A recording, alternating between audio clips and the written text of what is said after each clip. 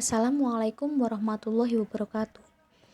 Perkenalkan, nama saya Cynthia Putri Anandari dengan NIM 19509503011111135. Nah, di sini saya akan memaparkan proposal saya yang berjudul Pengaruh Doping Titanium pada Nanopartikel ZNO hasil sintesis metode kopresipitasi terhadap struktur kristal dan sifat optik. Bab 1 pendahuluan, yang mana dilatar belakangi oleh nanoteknologi. Nah, kita ketahui bahwa sekarang ini atau zaman sekarang ini suatu material yang berbentuk nanopartikel mempunyai tingkat minat yang tinggi dalam penelitian.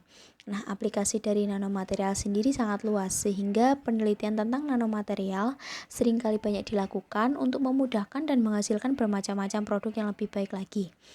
Nah, yang kedua ada ZNO. Kenapa digunakan ZNO? Karena ZNO sendiri merupakan suatu material yang mempunyai celah pita yang berasal dari golongan semikonduktor 2-4 yang mana disebut sebagai sifat yang langka.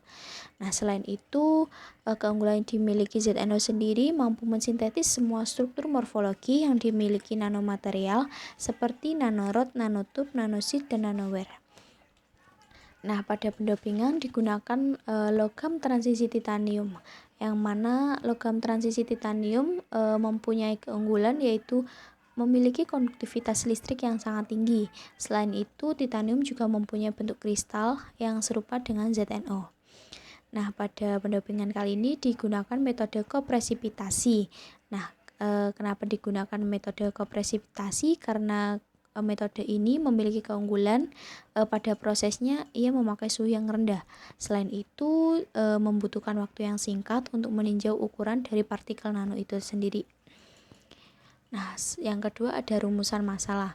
Nah, rumusan masalah pada penelitian ini yang pertama yaitu bagaimana mendapatkan nanopartikel ZNO di doping TI dengan metode kopresipitasi.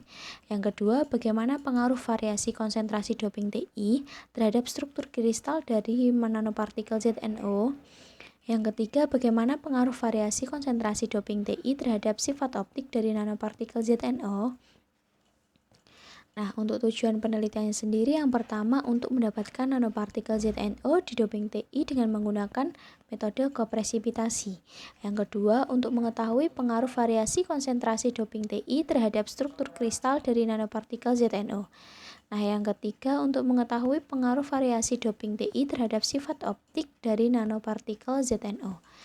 Selanjutnya yaitu manfaat penelitian. Manfaat penelitian pada kali ini diharapkan dapat memberikan pemahaman tentang bagaimana pembentukan nanopartikel ZNO dengan menggunakan metode kopresipitasi dengan variasi konsentrasi doping TI terhadap struktur kristal dan sifat optik. Nah, selanjutnya ada batasan masalah, yang mana batasan masalah pada penelitian ini yaitu pemakaian menggunakan metode sintesis kopresipitasi dengan suhu kalsinasi 400 derajat Celcius. Alat pengujian yang digunakan berupa UV vis spektroskopi Mac Analytic Jenas Pcor 200+, XRD Panalical Expert 3 powder, dan SEM EDSVI Quanta FEG 650. Nah, bab kedua ada tinjauan pustaka, yang mana tinjauan pustaka kali ini didapatkan 8 subbab. Nah, yang pertama nanopartikel dan nanoteknologi. Nah, nanopartikel merupakan sebuah partikel yang memiliki dimensi dengan skala nanometer atau nm. Nah, nanoteknologi merupakan suatu pengolahan suatu bahan dari nanopartikel untuk menghasilkan produk yang lebih baik lagi. Yang kedua ada sintetis nanopartikel dengan metode kopresipitasi. Nah, prinsip dasar dari metode kopresipitasi ini yaitu pengendapan.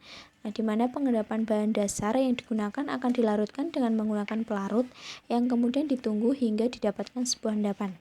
Nah, hasil yang didapatkan dari metode kopresipitasi ini diharapkan mampu menghasilkan suatu partikel yang memiliki skala kecil dan lebih homogen jika dibandingkan dengan menggunakan metode solid state.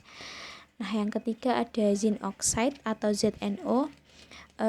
Zinc oxide atau ZNO sendiri biasanya berbentuk serbuk dan mempunyai mobilitas elektron serta stabilitas termal yang tinggi atau merupakan suatu semikonduktor anorganik.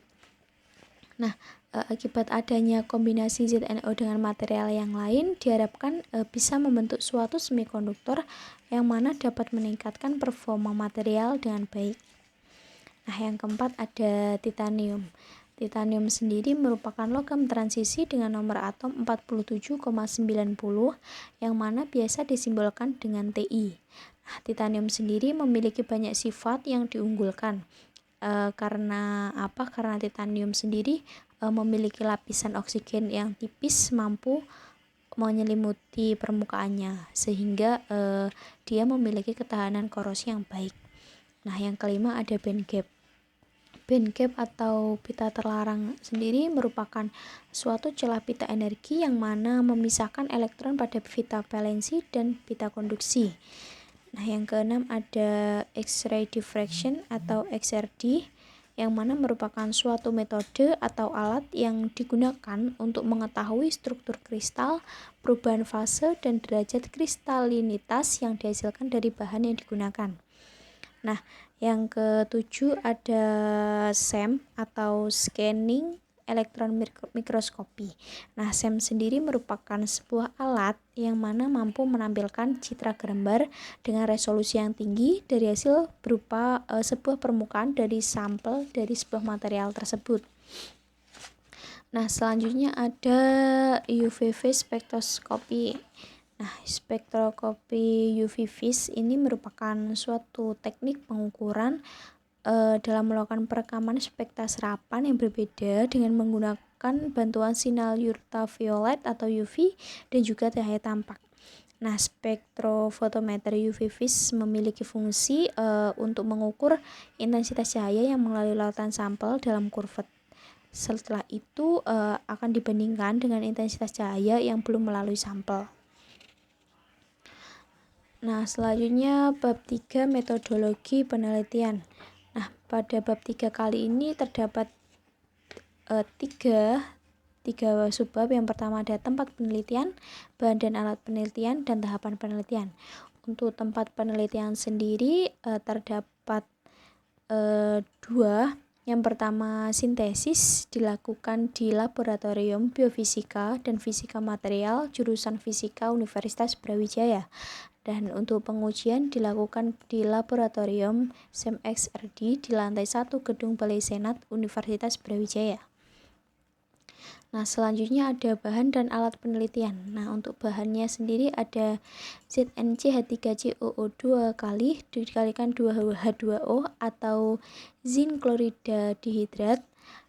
Kemudian ada HCl 0,5 molar, kemudian ada NaOH, kemudian ada titanium, dan yang terakhir ada aqueous. Nah, untuk alatnya ada hot plate magnetic stirrer, kemudian ada kertas saring Whatman 42, kemudian ada aluminium foil, ada gelas ukur, termometer, oven, indikator pH, cawan Petri, timbangan digital, pipet, beaker glass, SEM, XRD, dan UV-Vis spektroskopi. Nah, untuk tahapan penelitian sendiri ada dua tahapan. Yang pertama ada sintetis dan yang kedua ada uji. Nah, yang pertama ada sintetis yang mana diawali dengan preparasi sampel. Nah, untuk preparasi sampel sendiri merupakan tahapan mempersiapkan semua alat dan bahan yang digunakan. Nah, untuk bahan dan yang digunakan penelitian tadi ada zinc klorida dihidrat, ada HCl 0,5 molar, ada NaOH, Ti, dan aqueous. Nah, untuk alatnya yang digunakan tadi ada hot plate magnetic stirrer, ada kertas saring Whatman 42, ada aluminium foil, ada gelas ukur, termometer, oven, indikator pH, cawan Petri, timbangan digital, pipet, sama beaker glass. Setelah itu yang kedua akan dilakukan pengukuran massa sampel. Nah, pengukuran massa sampel ini menggunakan persamaan stokiometri yang mana agar didapatkan massa yang tetap sesuai dengan variasi doping dan total massanya. Nah, pada kali ini variasi konsentrasi doping yang digunakan pada penelitian ini yaitu sebesar 0%, 3%, 6%, dan 9%. Nah, selanjutnya dilakukan pelarutan. Nah, pada proses pelarutan kali ini digunakan larutan HCl atau asam klorida sebanyak 400 ml.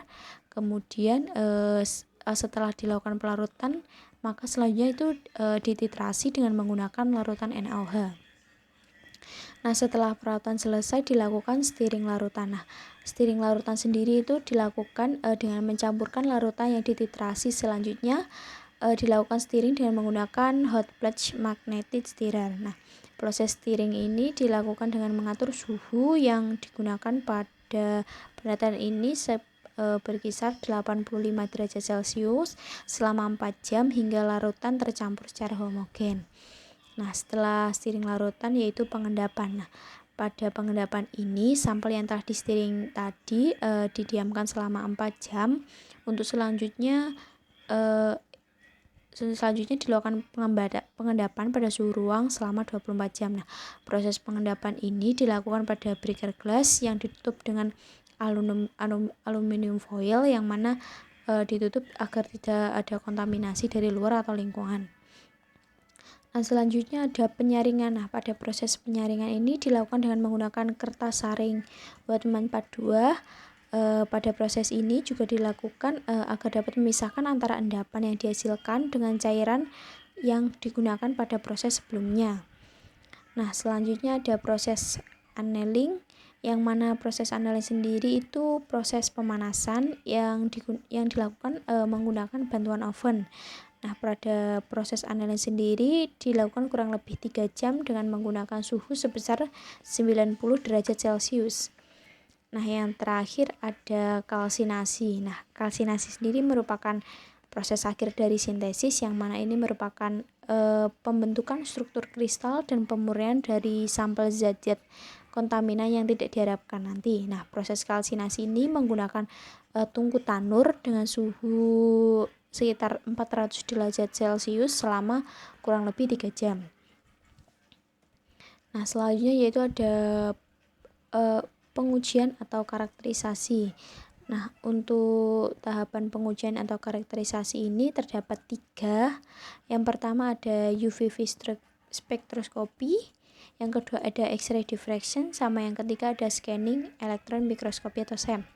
Nah, yang pertama UV spektroskopi ini merupakan pengujian dengan menggunakan UV spektroskopi agar dapat diketahui nilai absorbansi yang dihasilkan dari sampel pada rentang sinar ultraviolet hingga cahaya tampak dengan panjang gelombang sekitar 200 nanometer sampai dengan 800 nanometer. Nah, untuk selanjutnya dilakukan uji X-ray diffraction atau XRD, yang mana dilakukan pada masing-masing variasi doping, yang mana sampel nanti akan dimasukkan ke dalam holder. Nah, setelah itu sinar X akan ditembakkan pada sampel dengan variasi sudut yang berbeda-beda. Nah, untuk XRD sendiri dianalisis untuk mendapatkan struktur kristal, yang mana nanti hasil yang didapatkan dari XRD sendiri berupa puncak fase kristal, yang mana hubungan intensitas dengan sudut difraksi atau fase sebesar 2 theta.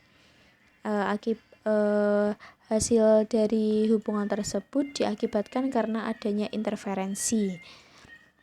Nah, selanjutnya yaitu ada scanning elektron mikroskopi atau SEM, yang mana merupakan proses pengujian agar didapatkan bentuk morfologi dari nanopartikel yang dihasilkan tadi. Nah, hasil dari SEM sendiri berupa gambar yang memiliki perbesaran yang tinggi. Nah, dari hasil gambar yang dihasilkan tadi maka akan terlihat bentuk pada setiap partikelnya. Selesai presentasi proposal dari saya. Apabila ada kurang lebihnya mohon maaf. Terima kasih. Wassalamualaikum warahmatullahi wabarakatuh.